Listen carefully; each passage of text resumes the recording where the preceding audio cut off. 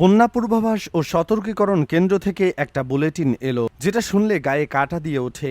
নতুন করে 15টা জেলা আগামী কয়েক ঘন্টার মধ্যে পুরোপুরি তলিয়ে যেতে পারে। যে এলাকাগুলো এখনও ভাবছে আমাদের এখানে পানি আসবে না, সেই নিরাপদ এলাকাগুলোই নাকি এখন মরণ ফাঁদ। কথাটা শুনে বিশ্বাস হচ্ছে না? তাহলে শুনুন বাস্তবতা। দেশের 59টা উপজেলা এখন বন্যার কবলে, থই থই পানি আর পানি। তার মাঝে ভাসছে মানুষের আর্তনাদ। সরকারি হিসেবে ইতিমধ্যে 100 জনের বেশি মানুষ মারা গেছেন, 20 লাখের বেশি মানুষ সরাসরি ক্ষতিগ্রস্ত। কিন্তু আসল আতঙ্কের খবর এটা না। আবহাওয়া অধিদপ্তর আর পানি উন্নয়ন বোর্ড বলছে পরিস্থিতি শেষ হয়নি, সামনে অপেক্ষা করছে আরও বড় বিভীষিকা। কোথায় পানি কমছে, কোথায় নতুন করে মনরফাদ তৈরি হচ্ছে, আর কোন জেলাগুলো আজ রাতের মধ্যে ঝোড়ো হাওয়া আর ভারী বৃষ্টির মুখে পড়বে, সেই তালিকাটি একবার শুনো। দুর্যোগ ব্যবস্থাপনা ও ত্রাণ মন্ত্রণালয়ের সর্বশেষ রিপোর্ট বলছে, রেকর্ড ভাঙা ভারী বর্ষণ, প্রবল পাহাড়ি ঢল আর ভয়াবহ পাহাড় ধসে দেশের বিস্তীর্ণ জনপদ এখন মৃত্যুপুরী। কিন্তু এখানে একটা হিসাব আছে যা শুনলে রাগে রক্ত টকবক করে ফুটবে। সরকারি বরাদ্দ বিশ্লেষণ করে দেখা গেছে বন্যা কবলিত প্রতিজন মানুষের ভাগে নগদ পড়েছে মাত্র 28 টাকা, আর চাল বরাদ্দ হয়েছে 3.2 কেজি। একবার ভাবুন, একটা পরিবার যাদের ঘর ভেসে গেছে, পরনের কাপড় ছাড়া কিছুই নেই, খোলা আকাশের নিচে বৃষ্টিতে ভিজছে, তাদের জন্য মাথাপিছু 28 টাকা। কিন্তু এই 28 টাকা আজকের দিনে কি হবে? এক বোতল বিশুদ্ধ পানি, এই প্রহসনের জবাব কে দেবে? ত্রাণের জন্য হাহাকার চলছে, দুর্গম এলাকায় এখনও সহায়তা পৌঁছায়নি। চারদিকে গলা সমান ঘোলা পানি, ঘুটঘুটে অন্ধকার রাত, কিন্তু বিদ্যুৎ নেই কয়েকদিন ধরে। মোবাইল নেটওয়ার্ক বিচ্ছিন্ন, কে বেঁচে আছে কে ভেসে গেছে খবর নেই। সবচেয়ে বিপদে গর্ভবতী নারী, বয়স্ক বৃদ্ধ, ছোট্ট শিশু। একটু শুকনো খাবার, একটু বিশুদ্ধ পানির জন্য মানুষের হাহাকার আকাশ বাতাস ভারী করেছে। প্রশাসন এখনও অনেক দুর্গম এলাকায় পৌঁছতে পারেনি। মানুষের জীবন বাঁচাতে গাছে উঠছে, স্কুলের ছাদে উঠছে, নৌকায় রাত কাটাচ্ছে। এখন প্রশ্ন, পরিস্থিতি কি ভালোর দিকে যাচ্ছে? উত্তর পূর্বাঞ্চলের সিলেট, সুনামগঞ্জ, হবিগঞ্জ, মৌলভীবাজারের অবস্থা ভয়ঙ্কর। হবিগঞ্জ আর মৌলভীবাজারে আকস্মিক বন্যা দেখা দিয়েছে। সিলেট ও সুনামগঞ্জকে রাখা হয়েছে সবচেয়ে উচ্চ ঝুঁকির তালিকায়। যে কোনো মুহূর্তে তলিয়ে যেতে পারে বিস্তীর্ণ এলাকা। সোমেশ্বরী নদীর কলমাকান্দা পয়েন্টে পানি বিপদসীমার উপর দিয়ে বইছে। তার মানে নেত্রকোনা, শেরপুর, ময়মনসিংহের নিচের এলাকায় নতুন করে বন্যা তৈরি হতে পারে।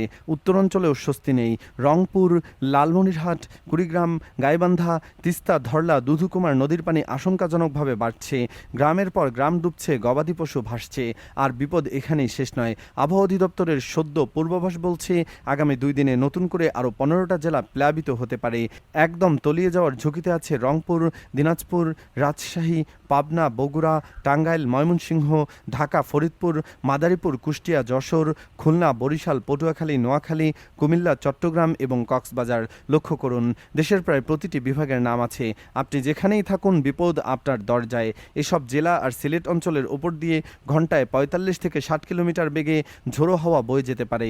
নদী বন্দরগুলোকে 1 নম্বর সতর্ক সংকেত দেখাতে বলা হয়েছে। যারা ভাবছেন আমাদের এলাকায় পানি আসবে না, তাদের এখনই সাবধান হতে হবে। হাতের কাছে শুকনো খাবার রাখুন, স্যালাইন রাখুন, টর্চ লাইট রাখুন, জরুরি ঔষধ রাখুন। কারণ বন্যার পানির সাথে এবার যোগ হয়েছে নদীর ভাঙনের আতঙ্ক। পানি বাড়লে নদীর পাড় নরম হয়ে যায়, তখন শুরু হয় ভাঙন। কুড়িগ্রাম, বগুড়া, রংপুর অঞ্চলের মানুষ আগে থেকে ভিটামাটি হারাচ্ছে। একদিকে বন্যায় ঘর ডুবাচ্ছে, অন্যদিকে নদীর পুরো ভিটে গ্রাস করে ফেলছে। চোখের নিমেষে 2তলা 3তলা পাকা বাড়ি নদীতে তলিয়ে যাচ্ছে। শুধু বাড়ি না, একটা পরিবারের সারা জীবনের স্বপ্ন ভেসে যাচ্ছে। মানুষ সে সম্বলটুকু বাঁচাতে পাগলের মতো ছুটছে, কিন্তু প্রকৃতির কাছে সবাই অসহায়। বন্যায় শুধু বাড়িঘর যাচ্ছে না, ভেঙে পড়ছে গ্রামীণ অর্থনীতি। হাজার হাজার খামারি, হাঁস মুরগি, গরু ছাগল হারিয়ে নিঃস্ব। মাছের ঘের ভেসে কোটি টাকার ক্ষতি। হাজার হাজার কৃষকের 1 বছরের ফসল পানির নিচে পচছে। যে কৃষক ধার করে বীজ বুনেছিল, তার সোনার ফসল এখন দুর্গন্ধ। পানি নামার পর পরিস্থিতি আরও ভয়াবহ হবে, কারণ তখন মহামারী আকারে ছড়াবে পানিবাহিত রোগ, ডায়রিয়া, কলেরা, টাইফয়েড। হাসপাতালে রোগীর ভিড়, ওষুধের সংকট।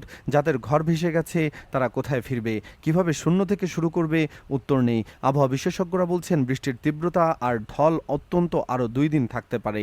বৃষ্টি থাকলেও উজানের পানি নামতে আর নদীর পানি বিপদসীমার নিচে যেতে কয়েকদিন লাগবে। তাই ঝুঁকিতে থাকা জেলাগুলোতে আগামী 5 থেকে 7 দিন সর্বোচ্চ সতর্কতা জরুরি।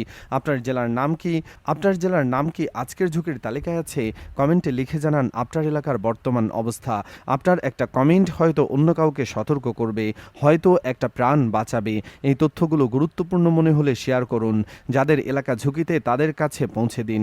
সতর্ক থাকুন, নিরাপদ থাকুন। কারণ চারদিকে শুধুই পানি আর পানি, তার মাঝে ভাসছে মানুষের বুক ফাটা কান্না। আর মনে রাখবেন, 28 টাকা আর 2.3 কেজি চাল দিয়ে জীবন বাঁচে না, বাঁচে মানুষের সহানুভূতি দিয়ে, পাশে দাঁড়ানো দিয়ে।